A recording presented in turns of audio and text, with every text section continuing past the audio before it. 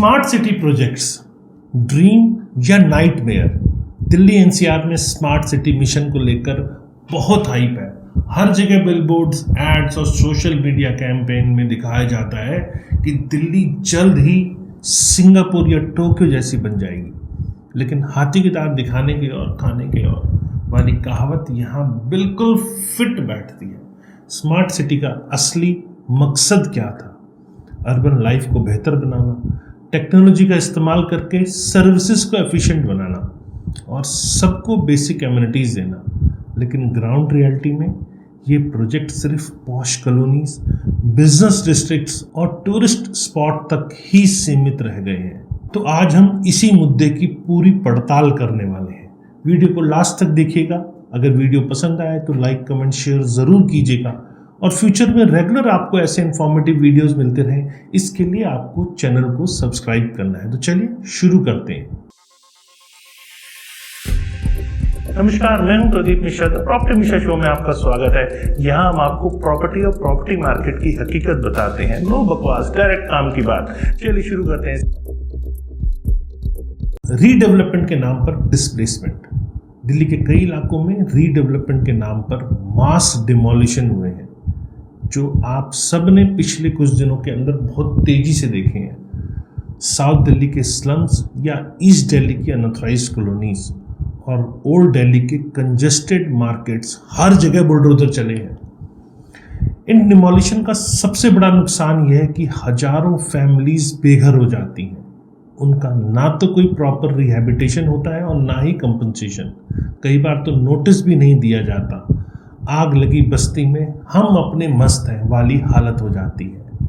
और कई बार नोटिस पहले देकर रिहैबिलिटेशन हो जाता है, लेकिन वो खाली नहीं करते तो उनको खाली करने को लेकर कोई जोर जबरदस्ती भी नहीं की जाती, क्योंकि रिहैबिलिटेशन हो चुका है। वही जहाँ से रिहैबिलिटेशन हुआ है वहाँ फिर से किराए पर देकर या फिर आके बस जाते हैं, और जहाँ रिहैबिलिटेशन की जगह मिली है वहाँ किराए पर दे देते हैं। ऐसी स्थिति चलती रहती है।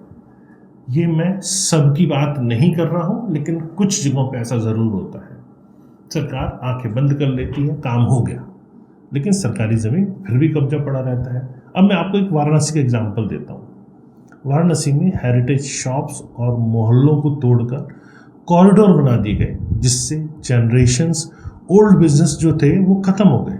दिल्ली में भी चांदनी चौक, मेहरौली और शाहजहानाबाद जैसे इलाकों की असली पहचान खोती जा रही है।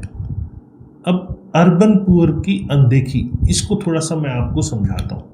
दिल्ली एनसीआर की पॉपुलेशन का एक बहुत बड़ा हिस्सा जो है वो माइग्रेंट्स, डेली वेज वर्कर और स्ट्रीट वेंडर्स का है। ये लोग शहर की इकोनॉमी की रीढ़ हैं, लेकिन स्मार्ट सिटी प्रोजेक्ट्स में इनकी कोई जगह नहीं है। स्लम ड्वेलर्स को इलीगल कह के हटाया जाता है, लेकिन उन्हें अल्टरनेट हाउसिंग कई बार दी ही नहीं जाती। स्ट्रीट वेंडर्स को एनक्रोचर्स मान के हटाया जाता है, जबकि उनकी वजह से ही मार्केट कल्चर जिंदा है। दिल्ली की फेमस स्ट्रीट फूड, बाजार और लोकल मार्केट्स, ये सब अर्बन पुअर और स्मॉल बिजनेसेस की देन है। अगर इन्हें हटा दिया गया तो दिल्ली की सोल जो है वही खत्म हो जाएगी। हेरिटेज और कल्चर का लॉस। जी हाँ, दिल्ली एनसीआर का इतिहास हजारों साल पुराना है। यहाँ की गलियाँ, हवेलियाँ, मस्जिदें, मंदिर और बाजार, हर चीज में हेरिटेज की खुशबू है। लेकिन रीडेवलपमेंट के नाम पे हेरिटेज साइट्स को डिमोलिश या मॉडर्नाइज कर दिया जाता है। मेहरौली आर्कोलॉजिकल पार्क, पुरानी दिल्ली के बाजार या कनॉट प्लेस की बिल्डिंग्स, इन सब को बचाना ज़रूरी है। हेरिटेज कंजर्वेशन सिर्फ टूरिज्म के लिए नहीं, बल्कि हमारी आइडेंटिटी के लिए भी ज़रूरी है। जी हाँ, पब्लिक पार्टिसिपेशन अंधे के हाथ बटेर। प्लानिंग और रीडेवलपमेंट डिसीजन अक्सर बंद कमरों में लिए जाते हैं। Local communities, shopkeepers, slum dwellers और यूथ की राय रेयरली ली जाती है। पार्टिसिपेटरी प्लानिंग का मतलब है हर स्टेक होल्डर जो उससे लाभ या नुकसान पाता है उसकी आवाज़ सुनी जाए। Town hall, meetings, online survey और मोहल्ला सभा जैसे प्लेटफॉर्म से लोगों की राय ली जा सकती है। टेक्नोलॉजी ब्लेसिंग है या कर्स है? स्मार्ट सिटी मिशन में टेक्नोलॉजी का हैवी यूज़ किया जा रहा है। CCTV surveillance, smart traffic light, digital payments etcetera etcetera. लेकिन टेक्नोलॉजी सिर्फ एलीट एरियाज तक ही लिमिटेड है। स्लम और अनऑथराइज्ड कॉलोनी में ना तो प्रॉपर इंटरनेट है और ना ही डिजिटल लिटरेसी। डिजिटल डिवाइड बढ़ती जा रही है। अगर टेक्नोलॉजी इंक्लूसिव नहीं होगी तो स्मार्ट सिटी का सपना अधूरा रह जाएगा। क्लाइमेट क्राइसिस और अर्बन प्लानिंग को भी समझ लेते हैं। दिल्ली एनसीआर में हर साल फ्लड्स, हीट वेव्स और पॉल्यूशन बढ़ रहा है। स्मार्ट सिटी प्लानिंग में क्लाइमेट रेजिलियंस को प्रायोरिटी देना बहुत ज़रूरी है। ग्रीन स्पेस, पार्क और वाटर बॉडीज़ को भी बचाना होगा। Rain water harvesting, waste management और रिन्यूएबल एनर्जी प्रोजेक्ट्स को बढ़ावा देना होगा। पब्लिक ट्रांसपोर्ट को इको फ्रेंडली बनाना होगा। पॉसिबल सॉल्यूशन जहां चाहा वहां रहा, ये भी आपको बताता हूँ। Inclusive housing, slum upgradation, in situ rehabilitation और अफोर्डेबल रेंटल हाउसिंग स्कीम्स को प्रायोरिटी दो।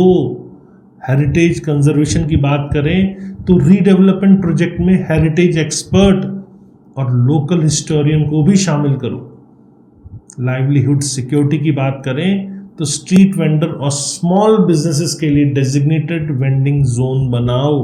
पब्लिक एक्सेस, ट्रांसपोर्ट और सर्विसेज को डिसेबल्ड फ्रेंडली और वुमेन फ्रेंडली बनाओ, तभी यूनिवर्सल एक्सेस हो पाएगा। कम्युनिटी पार्टिसिपेशन में हर रीडेवलपमेंट प्रोजेक्ट में लोकल कम्युनिटीज़ की राय लो और उसकी ज़रूरत को भी समझो।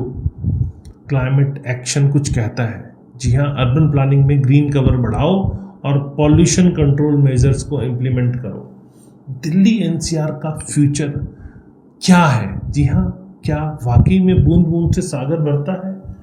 अगर हर stakeholder, government, planners, citizen और बिजनेसेस मिलकर काम करें तो दिल्ली एनसीआर सच में स्मार्ट और इंक्लूसिव बन सकती है।